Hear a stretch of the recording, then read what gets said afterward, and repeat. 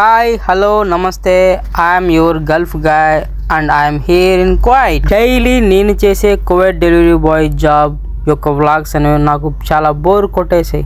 మీకు కూడా బోర్ కొట్టేసాయని నాకు తెలుసు. కామెడీ చేసి 1 వీక్ అయిపోయింది. అందుకే నాకు సెట్ కానీ సీరియస్ని వదిలేసి కొంచెం నవ్వుకుందాం. డిస్క్లైమర్: నేను ఈ వీడియోలో చెప్పబోయే అన్ని నిజాలు కాదు, అబద్ధాలు కాదు. మీరు నిజాలు అనుకుంటే నిజాలు, అబద్ధాలు అనుకుంటే అబద్ధాలు. మీరు ఏమనుకోకుంటే అది ఏది కాదు.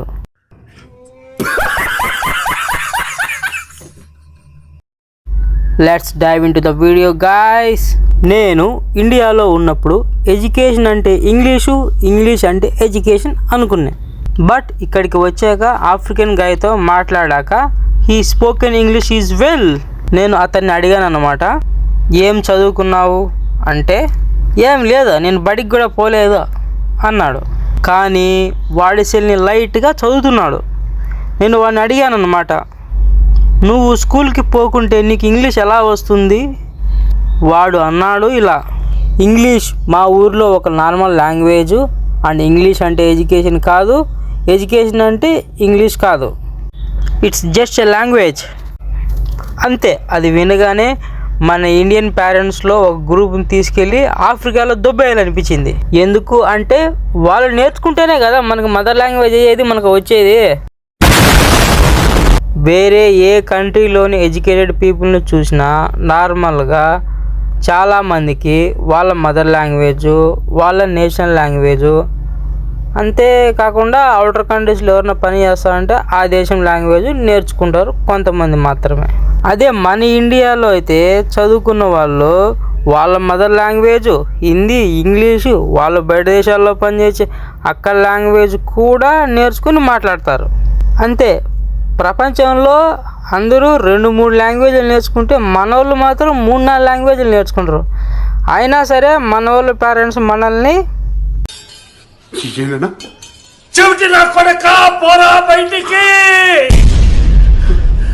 ఎలానో ట్రీట్ చేస్తారో అది మీకు కూడా తెలుసు. ఎందుకు అంటే కొన్ని స్కూల్స్లో పేరెంట్స్ని అలాగే గైడ్ చేస్తారు. ఫర్ ఎగ్జాంపుల్ చూడండి సార్, మొన్న జరిగిన మ్యాచ్లో మీ వాడు మా స్కూల్కి ఆ పక్కైన స్కూల్ టీం పైన గెలిపించాడు, కానీ ఎగ్జామినేషన్లో అన్ని సబ్జెక్టులు ఫెయిల్ అయినాడు. ఇలాగా అయితే మా స్కూల్ స్టేటస్ ఏమవ్వాలి, మీ పరువు ఏమవ్వాలి అని ఇలా ముసలి కన్నీళ్ళు కారుస్తారు. అంతే. ఇది వినగానే వాళ్ళ నాన్న వాడిని ఎక్కువగా ప్రేమ, అభిమానం, ఆప్యాయతలతో బెల్ట్ చిరిగిపోయేదాకా కొడతాడు. ఆడికి చదువు రానప్పుడు బలవంతంగా చదివించడం వల్ల మంచి స్పోర్ట్స్ మ్యాన్ అవ్వాల్సిన వాడు డూప్లికేట్ డాక్టరు, ఇంజనీర్ అవుతాడు. అయ్యి ఆ టీచర్కే ఇల్లు కట్టిస్తాడు. ఇలా ఇప్పుడు పోయి చెప్పరా మా నాన్నకి నేను ఇంజనీర్ అయ్యానని. ఏం ఫ్రెండ్స్, వాళ్ళ నాన్నకు ఎలా తెలియదు అనుకుంటున్నారా? ఎందుకు అంటే ఈయన్ని ఇంజనీర్ని చేయడానికే కదా ఆయన తన 2 కిడ్నీలు, హార్ట్, ఆస్తులు అమ్మి మరీ ఆయనకు టీచర్కి ఫీజు కట్టాడు కదా.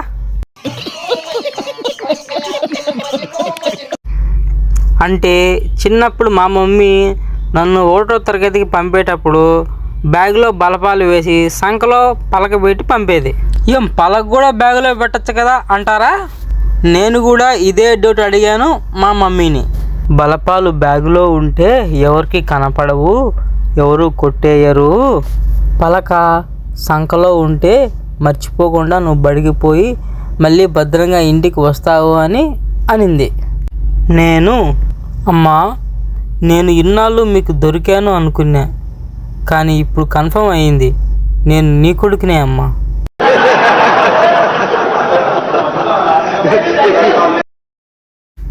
తర్వాత బడికి వెళ్ళాక అందరూ కలిసి గ్రూప్ మీటింగ్ పెట్టుకొని ఒకటి తీర్మానం చేశాము. ఎవడు క్లాస్లో 1కి వెళతాడో వాడిని తాటి కొమ్మకి లాక్కొని స్కూల్ గ్రౌండ్లో తిప్పాలి. ఏంటి, తాటి కొమ్మపై వాడిని అనుకున్నారా? కాదు, వాడిపైన తాటి కొమ్మ ఉండేది. ఇలా క్లాస్ మొత్తాన్ని వైల్డ్గా మార్చాను అని మా టీచర్ ఏం చేస్తుంది అనుకుంటున్నారా? ఆమె బిజీగా క్లాసులు చెప్తుంది. మాకు కాదు, సెకండ్ క్లాస్లో టీచర్కి. ఆయనకు కెమిస్ట్రీ, ఆయన ఏమకు ఫిజిక్స్ చెప్పుకునేవారు. కానీ మాకు అప్పుడే తెలిసింది మా మేడం వాళ్ళ హస్బెండ్కి ఇవన్నీ నచ్చవని. అందుకని ఆయన పక్కింటి పద్మ ఆంటీని తీసుకొని తీర్థయాత్రలకు అని చెప్పి ఊటీ వెళ్ళిపోయాడు.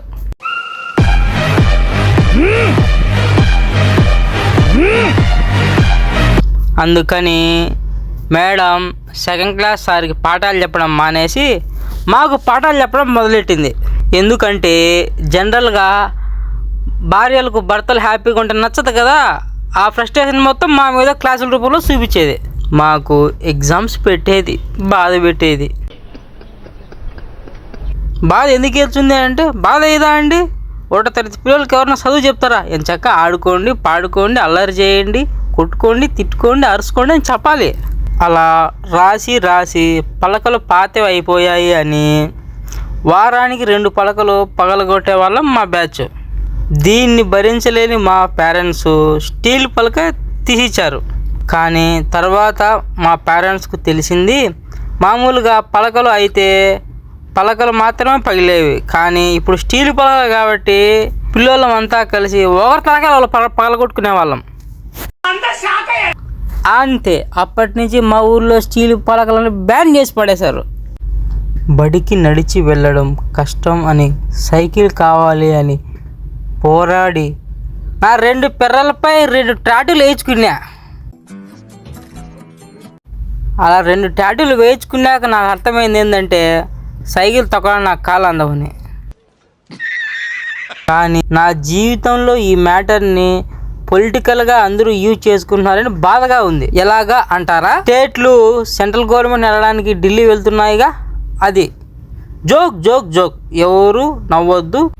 అలా కష్టపడి 2వ తరగతికి వెళ్ళగానే ఆ సార్ మా చేత డైరీ రాయించేవాడు డైలీ. అలా మమ్మల్ని కష్టపెడుతూ ఆయన మాత్రం సాతి బుక్లో వచ్చే శృంగార కథలు చదువుతూ కొట్టుకునేవాడు. ఏంటో అనుకున్నారు, తలని గోడకేసి కొట్టుకునేవాడు. ఎందుకంటే ఆయనకి ఇంకా పెళ్ళి కాలేదు కాబట్టి. అలా ఒకరోజు అమ్మ నాన్న ఆట ఆడుకుంటూ ఉంటే మా పేరెంట్స్ తీసుకెళ్ళి గోళం సిమెంట్ నెత్తికెత్తి తిప్పించారు. అంతే, అప్పటి నుంచి ఆడుకోవడం మానేసి చెట్ల మీద కోతి కొమ్మచ్చి ఆడుకునేవాడిని. అంటే చెట్టు మీదకి వచ్చే తోటి స్నేహితుల్ని రోజు చెట్టు మీద తోసేసి రోజు ఏదో ఒకటి విరిచేసేవాడిని. అంటే ఇది వేరే మ్యాటర్ అనుకోండి. అంతే, అప్పటి నుంచి మనల్ని మిస్టర్ తొలో వేదవ ఆఫ్ వరల్డ్ అన్న బిరుదుతో కొట్టి సత్కరించారు. అప్పటి నుంచి మా పేరెంట్స్కి అర్థమైంది ఏంటంటే నన్ను ఫాలో అవ్వడం వేస్ట్ అని. ఎందుకంటే మనల్ని ఎంత ఫాలో చేస్తే అంత గొప్పగా అయిపోతున్నాం కాబట్టి. అలా తర్వాత రోజున క్లాస్లో సారు కష్టపడితే పైకి వస్తాము అన్నాడు. నేను లేచి సార్ని అడిగాను, సార్ మీరు కష్టపడ్డారుగా, ఇంకా పైకి ఎందుకు రాలేదు? సారు నేను పైకి వచ్చాను అన్నాడు. సార్ మరి మా పేరెంట్స్ మాట్లాడుకుంటుంటే విన్నాను, మీరు ఊరంతా అప్పులు చేసుకొని తాగి కింద పడి మొగం పగలగొట్టుకొని ఉంటే మీకు ఎవరు పిల్లలు ఇవ్వలేదని చెప్పి అంటుంటే విన్నాను సార్. అంతే, అది విన్న సారు నా చేత గోడ కుర్చీ వేయించాడు. దాని తర్వాత స్కూల్లో పెద్ద గొడవ అయింది. నేను పల్లె స్కూల్లో నుంచి టౌన్లో స్కూల్కి చేంజ్ అయ్యాను.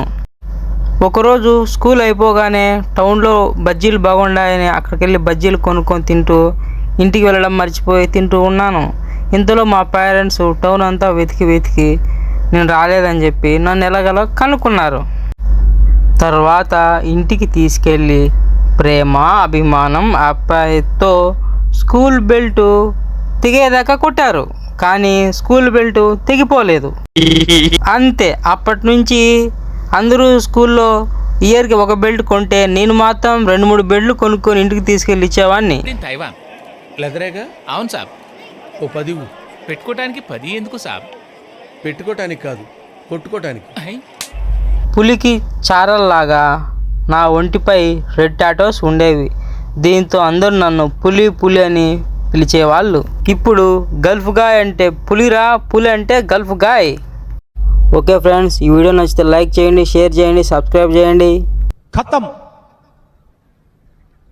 बाय बाय, टाटा, गुड बाय, गया.